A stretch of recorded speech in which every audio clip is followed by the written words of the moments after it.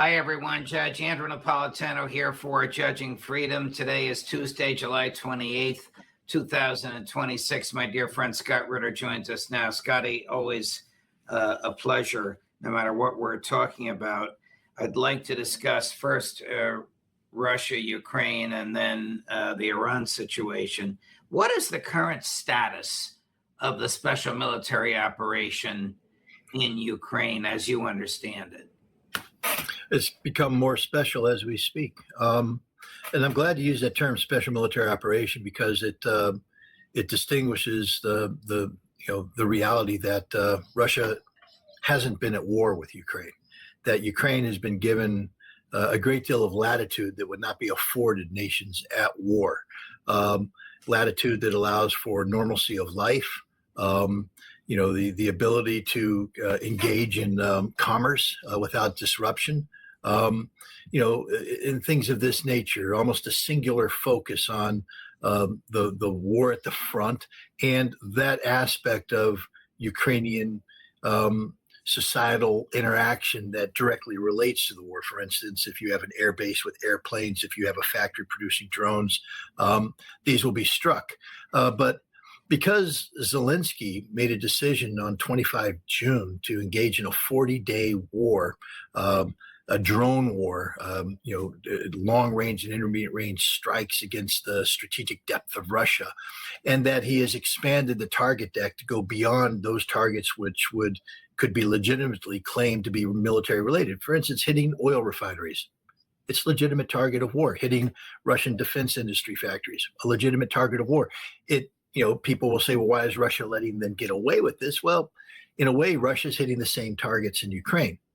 But then on July 18th, after Mikhail Fedorov, the defense minister who started this drone operation, was fired because it was failing, the new defense minister opted to expand the drone war to include the Wildberries network. Wildberries is an online retailer similar to Amazon, Walmart, things of that nature. You're purely civilian.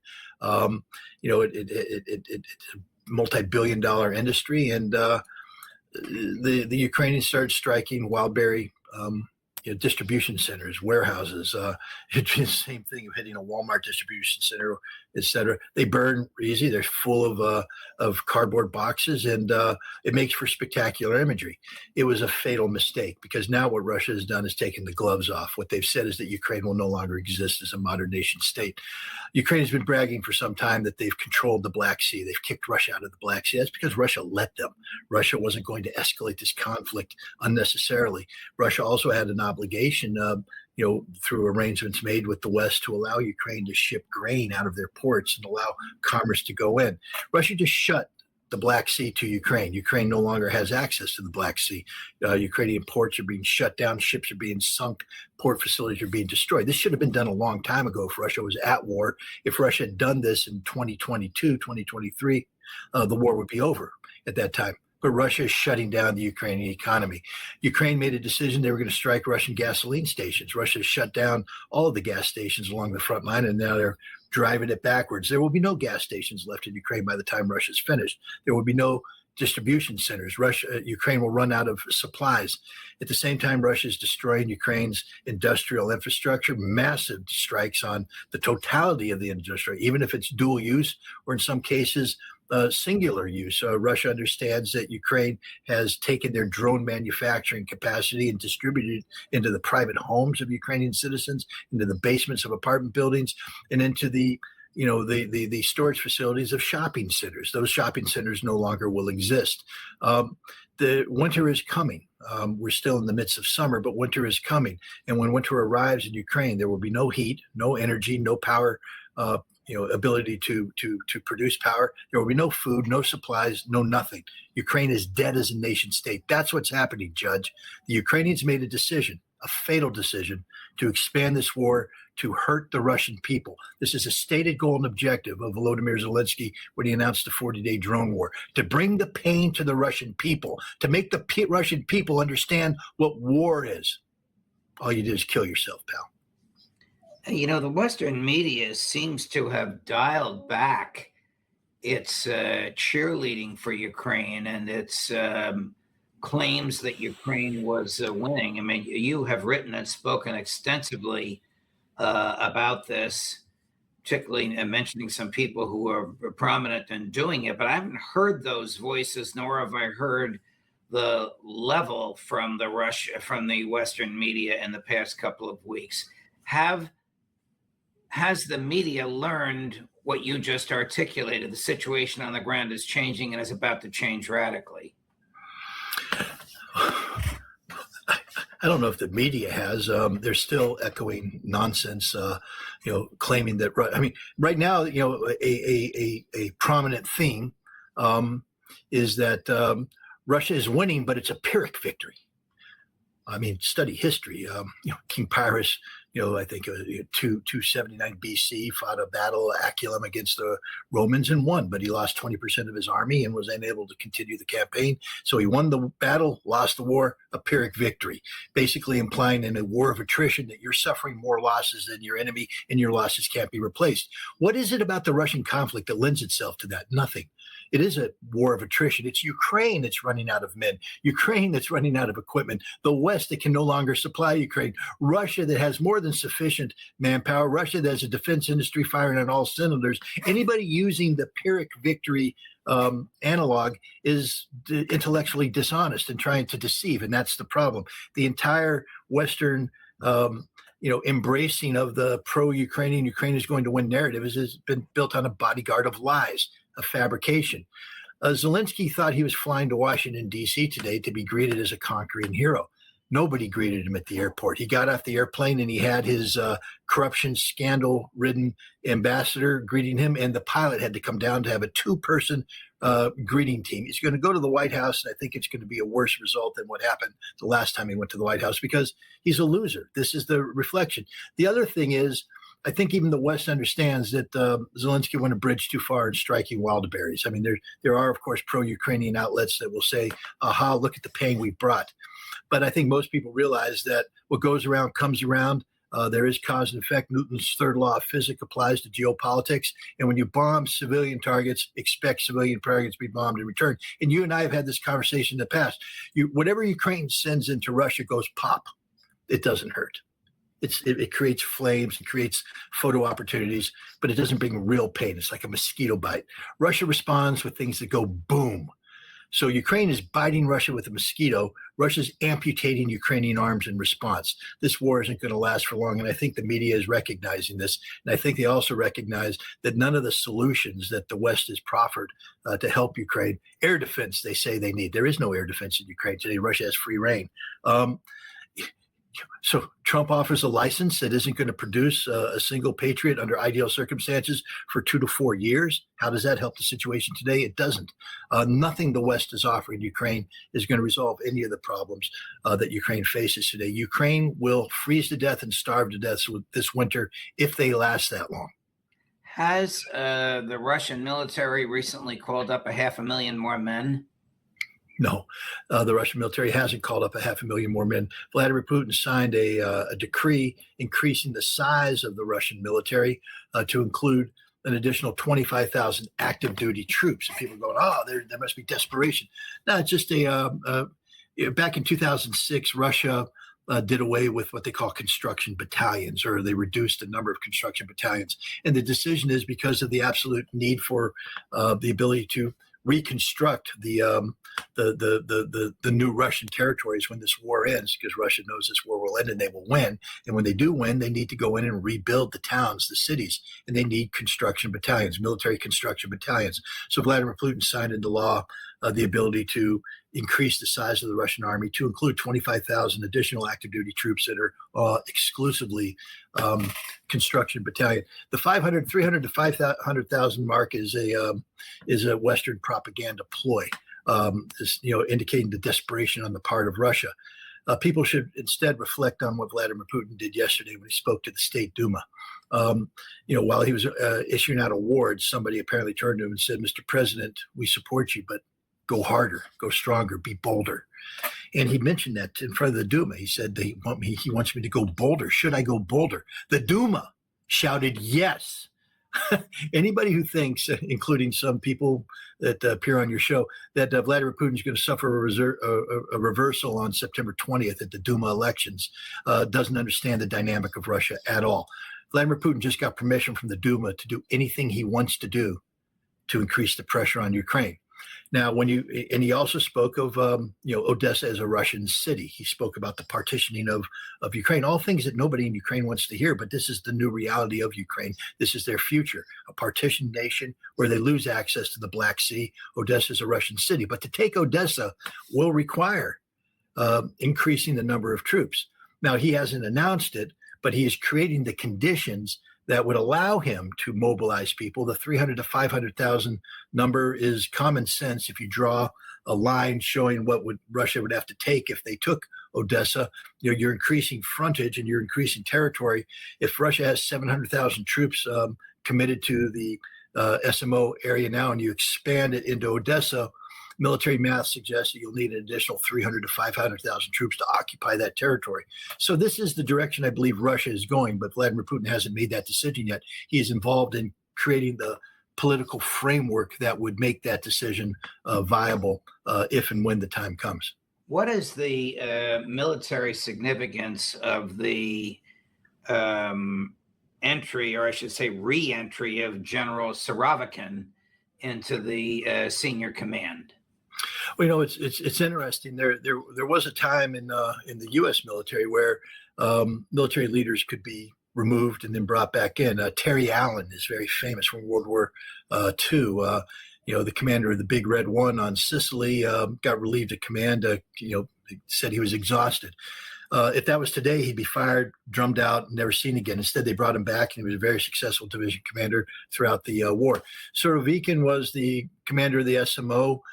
He was relieved or removed in the aftermath of the Prigozhin mutiny because many people deemed him to be too sympathetic or wasn't harsh enough on Prigozhin and Wagner. He went off to do things in Africa to work with, to get Wagner transitioned into what's called the Africa Corps, which, by the way, is kicking some serious ass today in the Sahel. The French-backed, jihadists that attacked Mali are being routed as we speak by Africa Corps, and they're doing well in Niger and Burkina Faso as well. And so now, he's coming back. This is a man who his strategic vision was absolute. He's somebody who, stabilized the front after the Ukrainians carried out their betrayal of the Istanbul process by attacking Russia at a time when Russia was withdrawing its troops from a territory to get the perception of a Ukrainian victory. He built the Surovikin line to hold against that. He's also the man that initiated the strategic suppression of enemy air defense campaign that has destroyed Ukraine's ability to defend itself. It's Surovikin who initiated this campaign of destroying Patriot missiles and taking down the integrated air defense of Ukraine, and it has been successful.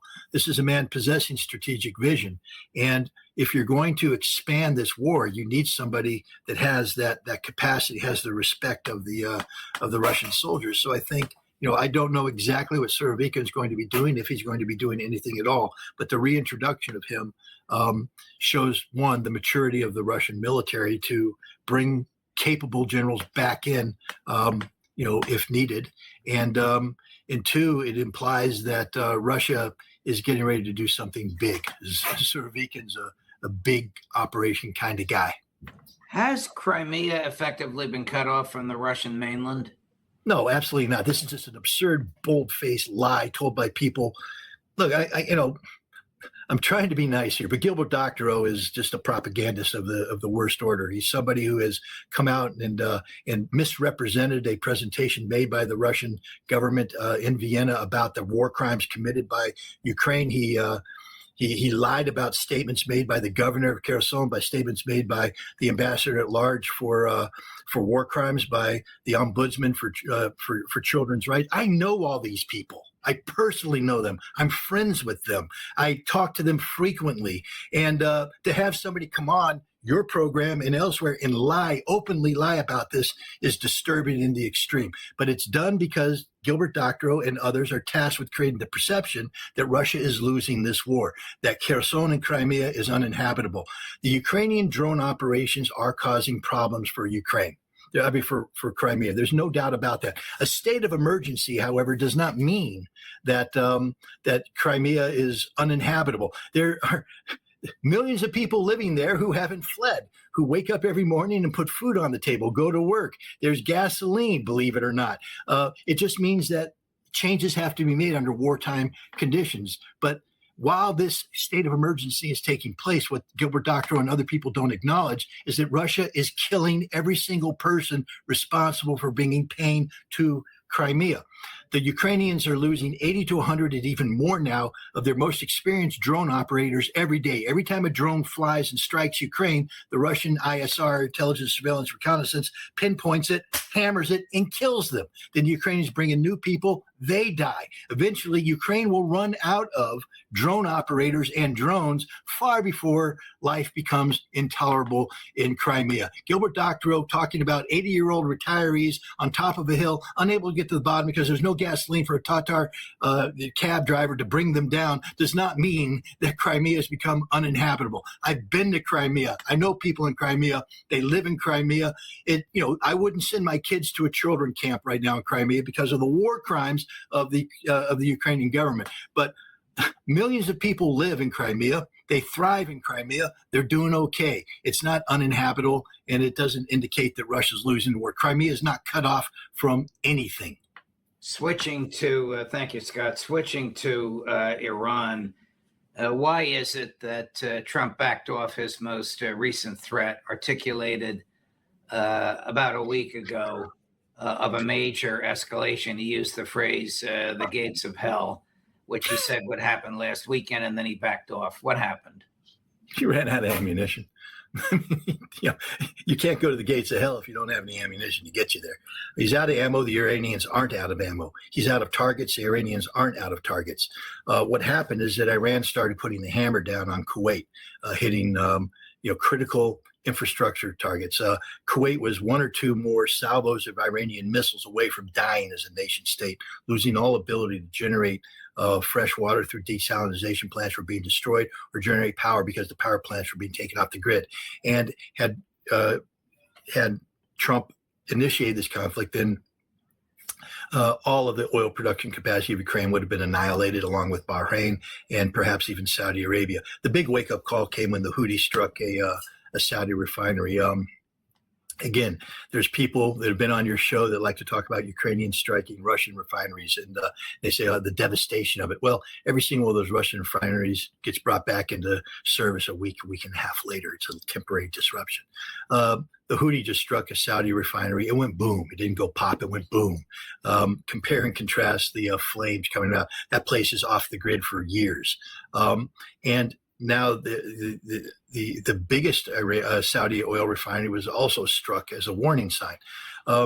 Donald Trump was told by his advisors that if you initiate this action, irreversible harm will be done to the global energy security regime, and it would be permanent harm to the Middle East. It would trigger not just economic catastrophe, but again, I just want to remind people that the oil doesn't just produce diesel and gasoline. That's how we see it in America. We look at high energy prices. Oh God, this is tough.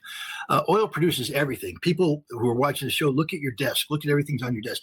Oil played a role in producing almost everything you have here. The crops that feed you, fertilizer comes from oil, sulfur, ammonia, byproduct of the oil refining process. When you shut down 25% of the world's ability to produce fertilizers, that means 25% of the world's agronomy isn't getting the fertilizers necessary to produce the crops necessary to feed the populations. We aren't just talking about an energy crisis where gas prices go up. We're talking about a global famine that's going to happen if Donald Trump did this. We're talking about Europe being overrun by hundreds of millions of desperate refugees. We're talking about Africa unable to sustain populations surging across into the Maghreb, into North Africa, fleeing into Europe, coming through Turkey into Europe. because they are desperate. Again, a challenge I give to anybody in your audience: stop eating today. Just try it. Tell me how hungry you are tonight. You're going to be pretty hungry, but you'll be okay. Tomorrow, don't eat because there's no food. You're going to start to get grumpy because your body's going to start saying, hey, I'm hungry. I'm starting to consume myself. The third day, you're not going to be grumpy. You're going to be weak. You're going to be standing up, being a little lightheaded. On the fourth day, you realize that if you don't eat, you're going to die, which means you're going to do anything necessary to get food. On the first day, you're a civilized person. On the fourth day, you're an animal running around murdering people to get their food, breaking into homes to get their food, because if you don't, you die. That's what's about to happen to a significant portion of the global population if they're denied access to food. They will starve to death, and when they starve to death, they're going to start to move to where the food is, and where the food is in Europe. And so I think, Trump has been briefed about this reality, and I think he understands that it's over. There's nothing he can do. Now, there may be Pete Hegseth one last, so let's go in with special operations forces and take the Ukrainian or the Iranian nuclear material. That'll just lead to a lot of dead Americans on the ground. There's no way this is going to succeed. Trump needs to preempt that now. We lost. It's over, Donnie, baby. Your gamble failed. You need to get out of this thing. And now he just has to find a graceful political exit. When Trump told a reporter on Air Force One yesterday that we have an adequate supply of ammunition and equipment, and when Pete Hegseth said the same under oath to the Senate Finance Committee last week when it was asking for another $88 billion to fund this escapade, were they not telling the truth? Quibbling. In West Point, you can be kicked out on the honor code, not by lying, but by quibbling, meaning that you know what the truth is, but you give an answer that isn't the full truth. That's quibbling. And they were quibbling. Do we have sufficient ammunition? Yes, we've brought in, JDAMs, the old satellite-guided bombs that we used in great effect in Afghanistan and Iraq. Because why? There's no air defense. So the airplane goes high enough, you could drop the JDAM, and the satellite takes it over and guides it in. And if you, at a high enough altitude, you can drop that bomb, it can penetrate, tens of kilometers into enemy-controlled territory, tens of kilometers. And so we're using JDAMs along with HIMARS and ATACMS to strike targets along the Iranian coast. And if you take a look at where these targets are, that's the primary target. So do we have sufficient ammunition to continue doing this? For the moment, yes. Although some of the ammunition, for instance, the precision strike weapon, I think we only had 90 of them and we used 80 of them. So we got 10 left. But we're running out of ammunition. The long-range strike weapons, however, are depleted, dangerously so. Now, could we draw down stocks in Europe and Pacific to continue the fight against Iran and at the same level of intensity? The answer is yes. But the Pacific commander is saying, if you ever think I'm defending South Korea from North Korea, you've already ruined my possibility because I don't have enough ammunition to last a week or two against a North Korean attack. In Europe, if the Russians ever decided that, screw it, we're going through the Slovakian Gap, or we're cutting off the Baltics, there's nothing Europe can do, nothing NATO can do, because the U.S. has no more long-range strike weapons. We've drawn it down to the point where it's dangerously low. So they're lying. Yes, we could sustain the conflict against Iran, but we would strip everything down to near zero capacity, which means we have no ability to defend our strategic interests in Pacific, no ability to defend our strategic interests in Europe. Moreover, it's not just our offensive weapons. We're running out of defensive interceptors. And this is the real problem, especially with Iran, but also think about North Korea and Russia, because the one thing we've always said is we can defend against these attacks. Well, you can't defend if you don't have any ammunition. We don't have any more THAAD ammunition. The high altitude interceptors, PAC-3 stuff is gone. PAC-2 stuff doesn't work. And so if we did have a fight with North Korea, they are going to use ballistic missiles to eviscerate everything we have, and we can't defend against it. Russia will do the same thing against NATO and the United States targets in Europe, destroy everything we can't defend against because there is no defense. And this is what's happened in the Middle East. There is no defense. Donald Trump woke up to the realization that Iran can destroy anything it wants to, anytime it wants to, and there's nothing he can do. So even if he initiated this gates of hell operation, everything that's being used to sustain that will be destroyed by an Iranian ballistic missile force, which has not been harmed at all like anything the United States has done in this current military campaign. What tricks does Netanyahu have up his sleeve for President Trump when they meet in the White House later today? The biggest trip is this reversal that's taking place. Netanyahu and everybody, you remember Mike Huckabee gave an interview a while back where he talked about greater Israel, and someone said, well, doesn't that mean that I think Tucker Carlson said, doesn't that mean they're going to take all these Arab lands? He said, yes, of course, that's part of greater Israel. But the reality is Israel's getting its butt kicked. I mean, Hezbollah is just annihilating the Israeli army as we speak. Iran has proven the capacity of striking Israel, and Israel can't defend itself. Israel's in bad straits. Netanyahu is losing in the polls. He probably won't be prime minister going forward. Who knows? Somebody worse than him could be elected. But what Israel's doing to survive now is they've shifted their strategic focus from the greater Israel in the Middle East to creating strategic depth. And this is the danger of ongoing legislation that's in the House and the Senate right now that will effectively merge the United States military and Israeli military, United States intelligence, Israeli intelligence into some sort of singularity yet to be fully defined. This means that Israel now owns the United States, that Israel has now the parasite has taken over the host, and this is the danger. This is the ultimate trick that Benjamin Netanyahu has. He is basically taken a defeated nation in order to survive, created strategic depth by linking Israel and the United States as a singularity. It's the most un-American thing imaginable, but it's happening as we speak. And what is he going to say to Trump to persuade Trump, A, to carry this out, or B, to resume the war? Well, more fake intelligence, like the war will be over in 96 hours, which is what he claimed when he visited Trump last in mid-February. No, I don't think he's going to be able to sell that anymore because the United States lacks the capacity, and Israel hasn't demonstrated the capacity to operate independently. Remember, the only reason why Israel could attack Iran is because the United States was facilitating that attack, participating in that attack. The United States has just blown through its ammunition. Israel has no secondary supply of ammunition, so Israel will blow through it too. I think what Netanyahu and Trump are going to be looking forward to is a permanent state of chaos in the Middle East while Israel solidifies its control of the United States. Wow. Does Iran have a nuclear weapon? No. Iran doesn't want a nuclear weapon. This is the frustrating aspect of it, because you have a lot of people saying, if Iran only had a nuclear weapon, we wouldn't be where we're at. If Iran had a nuclear weapon, Iran wouldn't exist today because the United States would have every reason to use a nuclear weapon against Iran. Because remember, Iran's not allowed to have a nuclear weapon by law. People say, well, they have every right. Israel has one. It doesn't matter. We're talking about the United States, coming up with a legitimate reason to strike Iran using nuclear weapons. The reason why the chairman of the Joint Chiefs of Staff, not once but twice, has refused to initiate nuclear strike options against Iran is he says it's against international law. It's an unconstitutional order. The whole concept of the not reciprocity isn't the right word. It's basically, if you kill more people to accomplish your mission than is legally justified, that's a violation of law, and there's no justification because Iran doesn't have a nuclear program. Hell, Tulsi Gabbard, the director of national intelligence, before she resigned, said as much in front of Congress.